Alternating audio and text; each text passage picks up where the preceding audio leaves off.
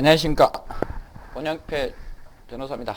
오늘도 여러분들에게 좋은 뉴스를 가지고 왔습니다. 아파트 관련해서 기존 관리업체, 즉 신규 아파트에서 이런 경우가 굉장히 많이 발생을 하고 있는데 입주자 대표회의가 구성되기 전에 사업 주체가 이제 계약을 체결하고 관리업체가 계약을 체결하고 입주자 대표회의로 이제 넘어온 이 과정에서 대부분은 입주자 대표회의는 인수인계 절차를 하지만 그리고 계약을 체결하지만 일부 입주자 대표회의에서는 새로운 관리업체를 선정을 하고 결국 기존 관리업체와 계약의 어떤 문제가 남습니다. 여기에서 위임계약이냐 도급계약이냐에 따라서 퇴직금과 충당금 등 즉 1년 이내에 발생하지 않은 비용에 대해서 과연 부당이득 반환, 그러니까 입주자 대표회의가 관리비로 지급이 되었기 때문에 입주자 대표회의가 부당이득 반환 청구를 할 수 있느냐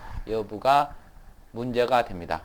즉 대법원에서는 일관되게 위임계약일 경우에는 부당이득 반환 대상이 되고 도급계약일 경우에는 총액으로 계산했기 때문에 부당이득 반환 대상이 안 된다라고 판시를 하고 있고, 근데 대부분 아파트일 경우에는 위임계약으로 보고 있기 때문에 물론 이제 관리단일 경우에도 그렇지만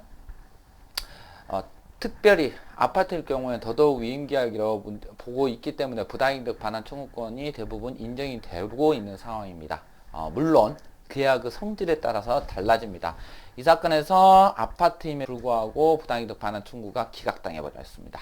이때 위탁사 부당이득 반환 주장에 법원은 기각, 왜 한 아파트 입주자 대표회가 위탁관리업 회사에 지급하지 않은 직원의 퇴직금, 임금 등에 대한 부당이득이라고 주장하며 반환 요구했고, 법원은 위임계약이 아니어서 이를 반환을 안 해도 된다고 봤다.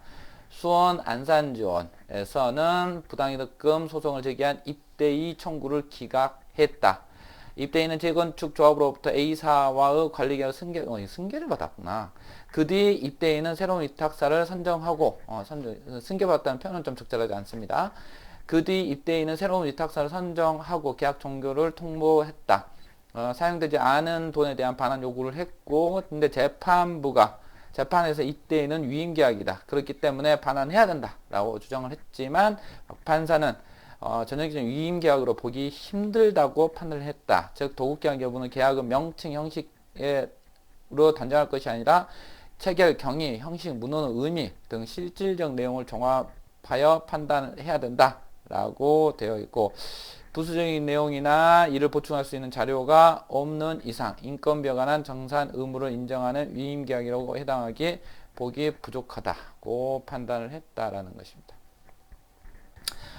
여기에서 이제 위임계약이냐 도급계약이냐 이런 부분은 이제 주장을 어떻게 하느냐에 따라서 달라집니다.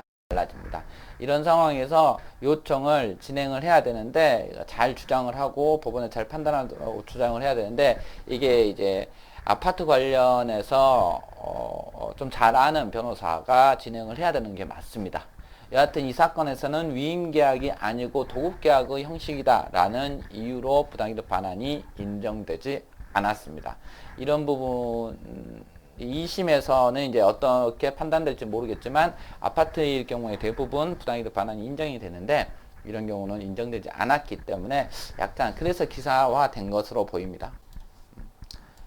기사화된 것으로. 여하튼 정리하자면 위임계약일 때는 반환, 도급계약일 때는 반환은 불가, 뭐 이렇게. 그리고 이 계약의 내용에 관한, 성격에 관해서는 계약상 문구뿐만 아니라 거기에 포함되어 있는 내용, 특히 뭐 인원수라든지 금액이 특정되어 있다든지 입탁 수수료가 특정되어 있다든지 이렇게 구분되어 있다고 한다면 이건 위임계약인데 이런 부분들을 잘 설명을 했었어야 되지 않았을까라는 아쉬움이 남습니다.